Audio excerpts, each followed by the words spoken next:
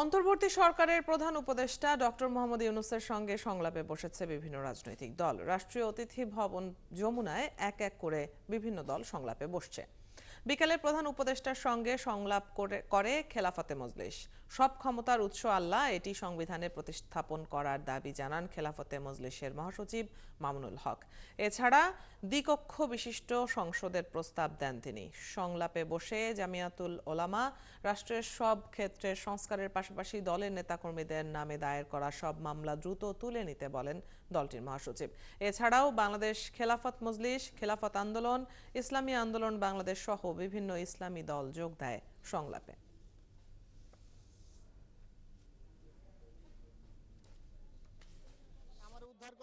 প্রধানমন্ত্রী কেন্দ্রিক যে ক্ষমতা কুক্ষিগত করে রাখার যে একটি আয়োজন, যেখান থেকেই মূলত স্বৈরতন্ত্রের উদ্ভব, সেই জায়গাটায় যেন ভারসাম্য তৈরি করা হয়, সাংবিধানিক প্রস্তাবনা আনার প্রস্তাব করা হয়েছে। তার মধ্যে সংবিধানে যে আল্লাহর উপর অবিচল আস্থা এবং বিশ্বাসের যে ধারাটি ছিল সেটি বাতিল করা হয়েছে, সেটিকে যেন আবার পুনর্বহাল করা হয়।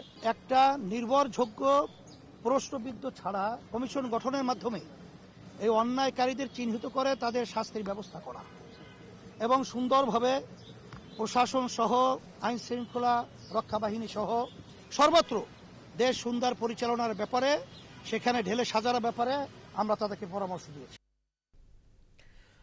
দর্শক, যেমনটি জানাচ্ছিলাম, বিভিন্ন রাজনৈতিক দলের সাথে সংলাপ করছেন অন্তর্বর্তীকালীন সরকারের প্রধান উপদেষ্টা ডক্টর মোহাম্মদ ইউনূস। রাষ্ট্রীয় অতিথি ভবন যমুনায় বিকেল ৩টা থেকে শুরু হয়েছে এই সংলাপ, যা রাত ৮টা পর্যন্ত চলার কথা রয়েছে। সংলাপের বিস্তারিত খবর জানবো, সবশেষ খবর নিয়ে যুক্ত হচ্ছেন সহকর্মী শাহনাজ শারমিন। শাহনাজ, সংলাপে কোন কোন রাজনৈতিক দল এসেছে, তাদের আলোচনার মূল এজেন্ডা কি, কি বলছেন বিভিন্ন দলের নেতারা, কি কি জানতে পারলেন?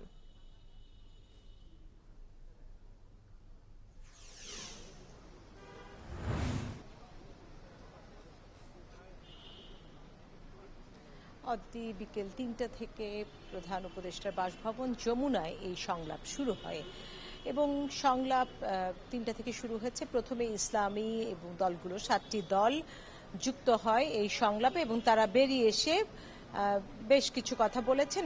সবগুলো রাজনৈতিক দলেরই আসলে এখন পর্যন্ত মূল কথা হচ্ছে যৌক্তিক সময়ে রাষ্ট্র সংস্কার করে নির্বাচনের ব্যবস্থা করা।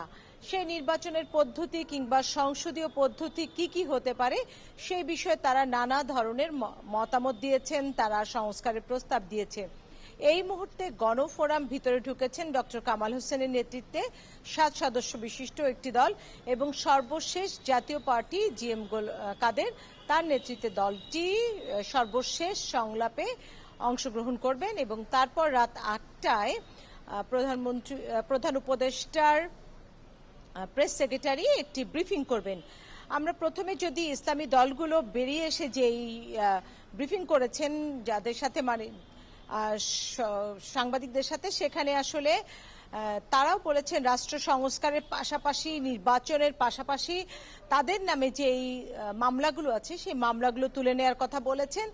তারা ইসলামী শিক্ষা ব্যবস্থা পাশাপাশি সংবিধানে ইসলামের কথা বা আল্লাহ সর্বময় ক্ষমতার উৎস সে বিষয়টিকে অন্তর্ভুক্ত করার কথা বলেছেন এবং তারা একটি কথা বলেছেন যে উপদেষ্টা তাদেরকে বলেছেন, প্রধান উপদেষ্টা, যে যৌক্তিক সময়ের মধ্যে সংস্কার শেষ করে নির্বাচনের ঘোষণা দেওয়া হবে।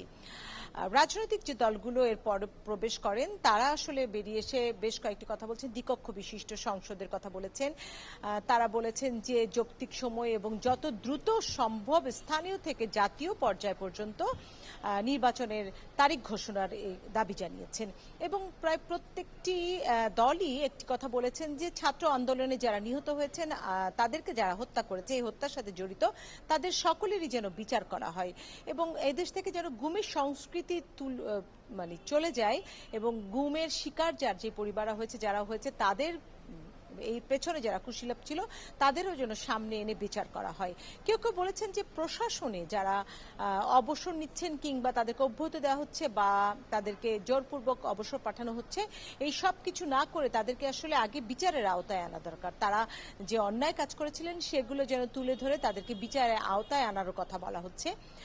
কেউ কেউ বলেছেন যে সাবেক প্রধানমন্ত্রী শেখ হাসিনাকে দেশে ফিরিয়ে এনে বিচারের মুখোমুখি করতে হবে, এর জন্য যেই কূটনৈতিক বিষয়গুলো আছে সেগুলোর দিকে নজর দেওয়ার করার কথা বলেছেন এবং তারা আসলে সবার কথার মূলে যদি দেখা যায় যে অন্তর্বর্তীকালীন সরকারকে তারা একটি যৌক্তিক সময় দিতে চায়, এই যৌক্তিক সময়টি আসলে কেউ নির্ধারণ করেননি বা কতটা সময় হবে সে বিষয়ে তারা বলেননি, কিন্তু তারা বলেছেন যৌক্তিক সময়ে দিয়ে রাষ্ট্র সংস্কার করে সব কিছু করে আসলে নির্বাচনের তারিখ যেন ঘোষণা করা হয়।